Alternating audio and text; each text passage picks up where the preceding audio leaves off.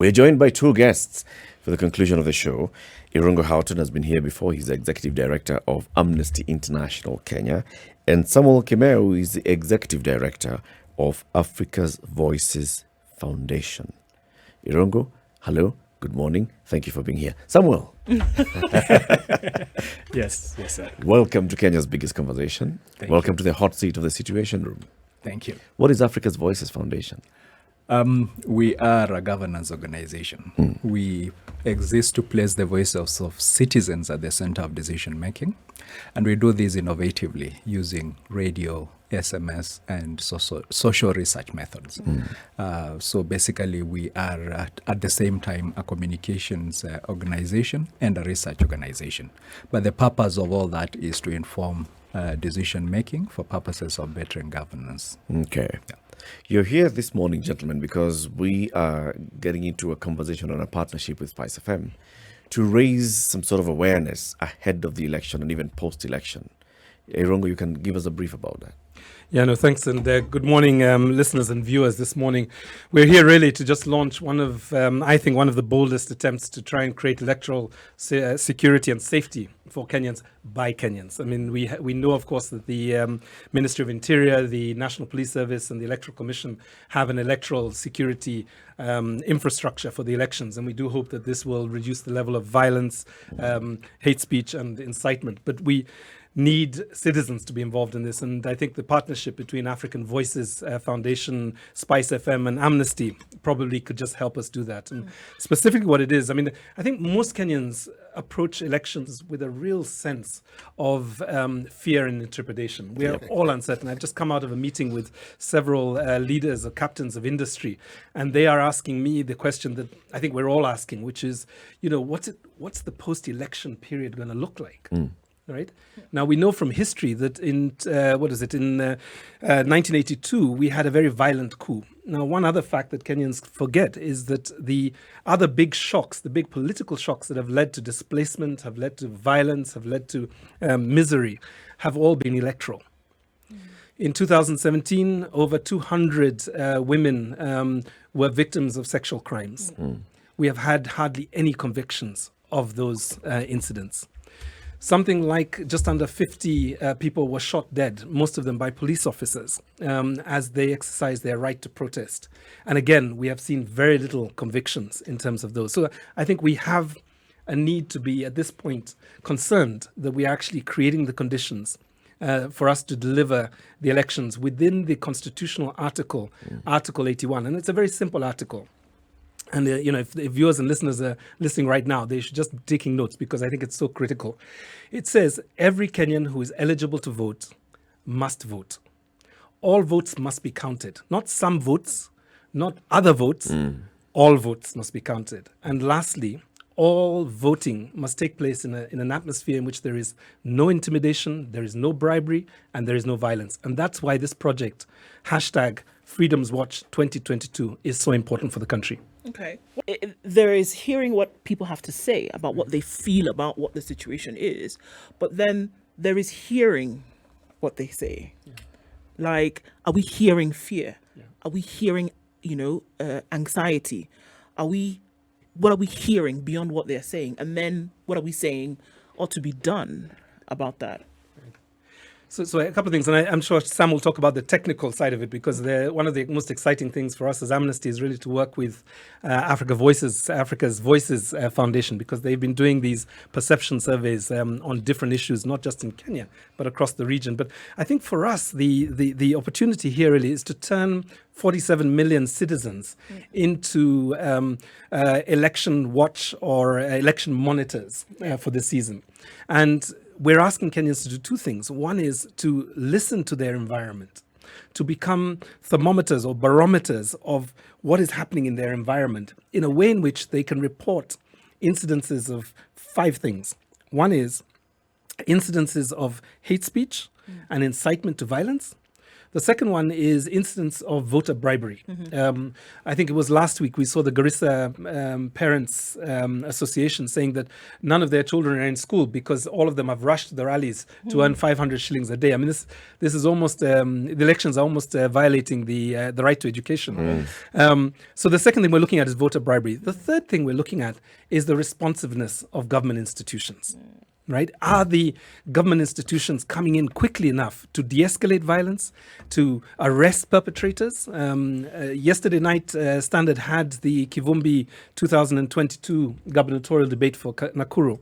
And for those of us who watched it, it was a fascinating conversation around what was important for Nakurians. Is there a phrase like that? They I just can made it always up. be, If it doesn't absolutely. exist, you can create one. Okay, my apologies to the the good people of Nakuru. The Nakurians. I've just called you Nakurans.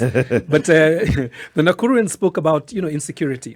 And we did see, some real horrific cases. I think 6 women killed in the last 2 weeks in Nakuru. By a And gang. it took quite a while, really, for the law enforcement agencies to kick in. But the good news was, as we saw with Lee Kinyanjui and Susan Kahika, they actually sat with the law enforcement agencies in the community to work out how do you de-escalate the violence of these gangs in Nakuru. So that's the other element that we're looking at.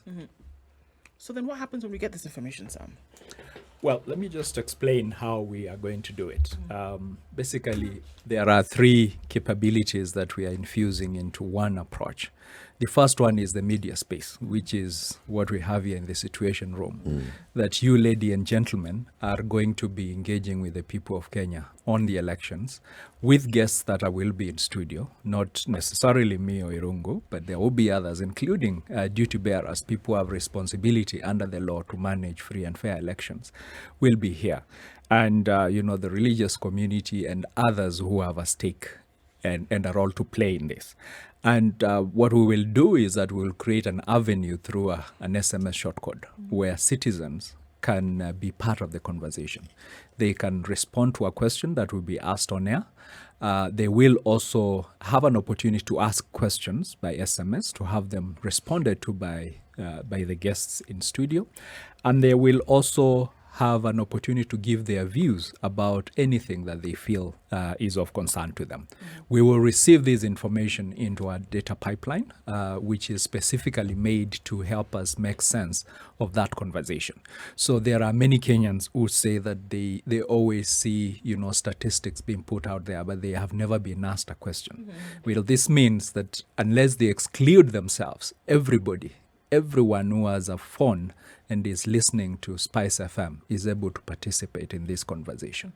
And so whether it is 10,000 or 1 million or 47 million, we are actually ready to analyze that data rapidly and be able to give insights, not just to the people who are participating, but government agencies who are interested and have a role to play in making sure that we have credible, free and fair elections. So once you get that data, then what? Well, our data is not an end in itself. It is supposed to inform decision making. If Kenyans say there is likely of violence in a particular place, and that information lands in Irũngũ's hands, he will move very quickly to mobilize those who have a responsibility to make sure that situation is addressed and diffused, and those responsible for it held to account. Is the portal going to be, the SMS shortcode, is it going to be open throughout? Such that if I'm just sitting here today and then MCA candidates come to my neighborhood and they clash and there is violence and I can see that this is actually getting serious, I can get immediately onto this shortcode and say, alert, it's happening now in my hood, or is it going to be open during specific times? The SMS shortcode is going to be open only part-time, and I will explain that. It is because there will be questions that we will be asking for every week, and at some point we will need to close that pipeline to create space for the next conversation. So actually the SMS shortcode is open, but it is open for different purposes. But if there is anything that any citizen has or sees, that even if it doesn't align with the question that is on air, they are free to SMS that to us, and we'll be able to pick it up. Eventually, we'll then be able to tell. I mean, I think it's clear that as time goes by, we'll then be able to tell what the heartbeat of the nation is politically. At some point, after having collected these, you'll be able to know, okay, this is what people are feeling in this area, this is how they are here and there. How will we be able to sift through? Because again, times like this are highly emotive, highly charged, but then there's also an element of society that would want to give false information because they know what it can be done with it. How then will we be able to sift through this and say, well, all right, this we're going to put aside and deal with the serious issues? So we reached an agreement with the National Cohesion and Integration Commission and also the UN agencies that are supporting the peace building work around the elections. And there is, of course, the national security infrastructure that is there under UIANO and others. And what we will essentially do is where we have credible information, we will escalate it to those offices, including the National Police Office, the service, and ensure that they verify the data on the ground. So you have two things in this project. One is an ability to do early warning and early action work. And the second thing is also to, and we thought particularly in we actually, frankly, we may have done this project just for you, to be really honest. I mean, 47 million Kenyans are important, but like do above them is also critical because you love the weather report, right? So we thought, why don't we do a political or an electoral weather report? And essentially what it does do, as you've said, is gives us a pulse of the nation every 2 weeks. Leading up to the elections and post-election. So we plan to go up until October. Because obviously we want to see how the election day goes and how the transmission and the tallying process goes and whether there is, in a sense of a grievance and therefore monitor that also so that we make sure that Kenyans are kept safe during this period. So that's the main strategy. So we will be able to on a 2-weekly period. And I think the cycle we've agreed is essentially on Mondays, we will announce the short code, and we'll come back to that in a minute. I don't want to preempt the high point of this launch, but we will give the short code. We will then analyze the data in the course of the following 2 or 3 days. And then hopefully on Friday, we will bring back the results of the poll and give duty bearers. And I think the kind of people I would love to see in the studio, I would love to see the Principal Secretary for Interior. I'd love to see the Cabinet Secretary for Interior in the studio. But I would also like to see the Office of the Director of Public Prosecutions and our good, our good man from the Directorate of Criminal Investigations, George Kinoti, also to be here, if not the Inspector General of the National Police Service, to be able to talk to Kenyans about what they're doing to resolve not just the things that come out of what Kenyans are saying is happening in the country, but also the other things that they're doing to keep us safe during the season. What kind of questions shall we be asking? Well, so when I got onto the portal, I mean, what you said there will be questions, and those questions will be changing. So what questions are these? Well, indeed, we, as I explained, we are doing communications as well as research, and the questions actually enable us to get a pulse of the nation from all the different parts of this country. And it touches on every aspect that contributes to a free and fair election. But they are fairly general questions. They are not closed-ended. We always use open-ended questions so that Kenyans can express themselves naturally and actually in the language that they are most comfortable in. It doesn't have to be English. If they want to do that in any other language, we are happy to receive that information in that language. So it would be questions like, what do you think about the elections? Are you confident that you will vote in an environment of safety where you are?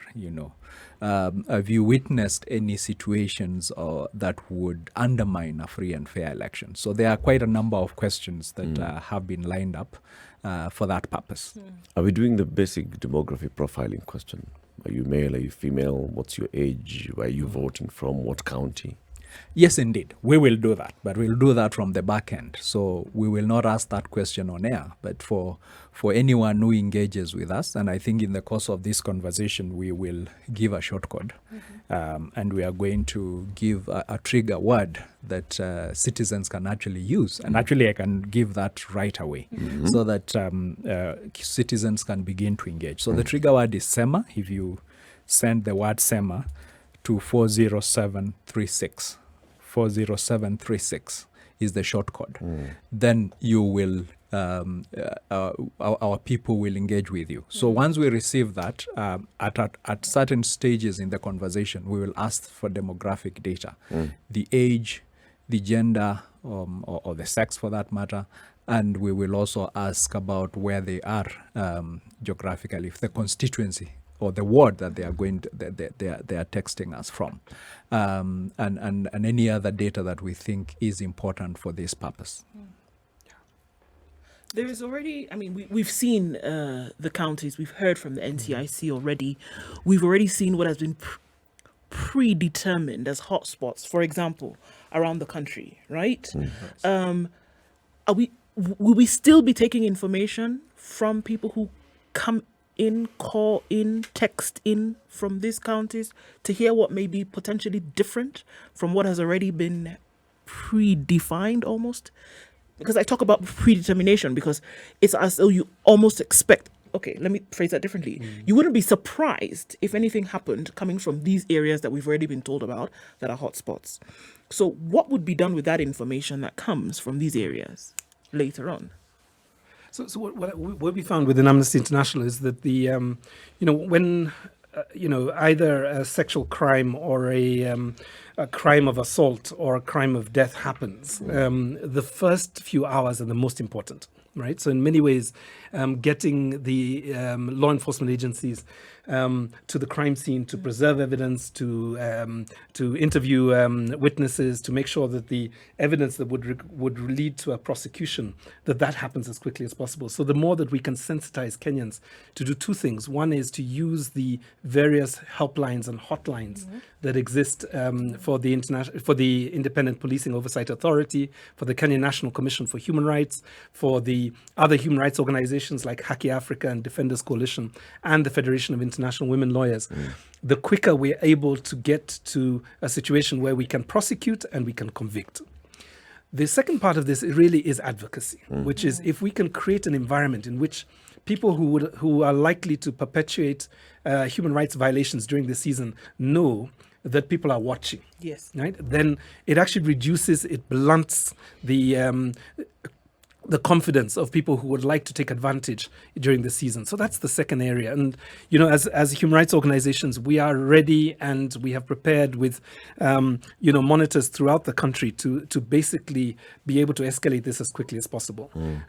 But obviously, you're talking about 47 counties. You're talking about, I don't know, how many wards are we? I mean, it's a huge number of jurisdictions, the areas that we need to cover. And that's why we need Kenyans to rally behind this particular initiative, but also to rally behind the different hotlines that are there. And just before we close, I'll give the Amnesty hotline as well, because we are now preparing very seriously for this pre and during and post-election period. But we need to get Kenyans alert. It's like a muscle. That's how we protect each other. So actually, it's time for exercise. Let's share the hotline now. So because that's part of it. Part of the pledge is why should I participate in giving you this information? Is I'd like to know that action can be taken, that there can be follow up to this information that I share. That if I express my fear, my concerns, there's somebody on the other end who is able to take it up and escalate it. Right. All right. So what's the amnesty on? So the most important, and I say this without hoping that I will not be clobbered when I go back to the office, but the most important helplines really and hotlines are the ones that come from the independent offices and the constitutional commissions.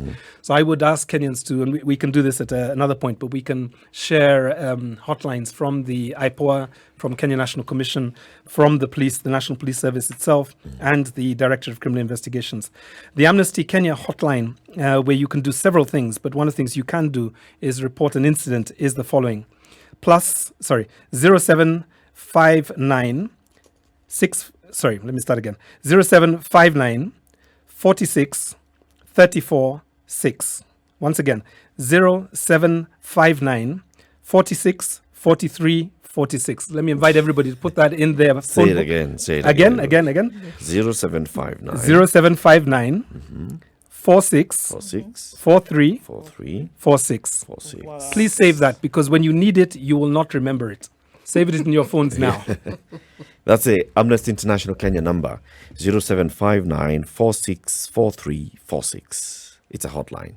It's manned throughout the day. It is there 24/7. 24/7. And if you have a problem, tweet me and reach out to me, and I will make sure that our people see it and we take action. Okay. So when do we start interacting with the shortcode? Sending SEMA to 40736. I actually do believe that we've already started because I've shared that already. If you sent SEMA to 40736, you receive a message immediately from us, and then we can begin from there.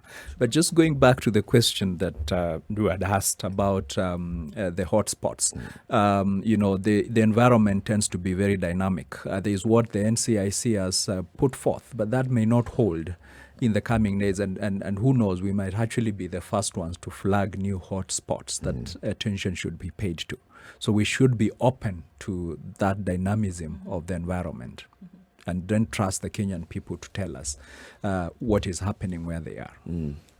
I think this is a very important and a big initiative, like we're saying. So we are starting it now. Just text SEMA to 40736. That is the word SEMA to 40736. You'll start interacting with the platform. What we'll be doing is we are launching a barometer to find out what's the pulse of the country as we head towards the election. Freedom's Watch 2022.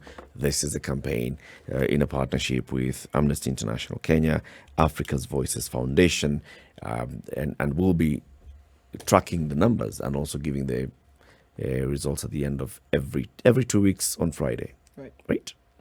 Which is the first Friday? This coming Friday, actually. This coming Friday Yes. is the first Friday. We will hear what Kenyans have said from today, but ideally the more substantive one will begin 2 weeks from now. All right. So please engage now with the platform. Send the word SEMA to 40736. And you can also send the same to your friends and tell them, please send the word SEMA to 40736. In the event that you see any escalation of violence or tension, or people are just saying, I'm not sure I can participate in this election, let them send this information to this shortcode. Gentlemen, thank you very much for joining us. Thank you very much, Yep, and we thank look you. forward to this partnership. Yes, indeed.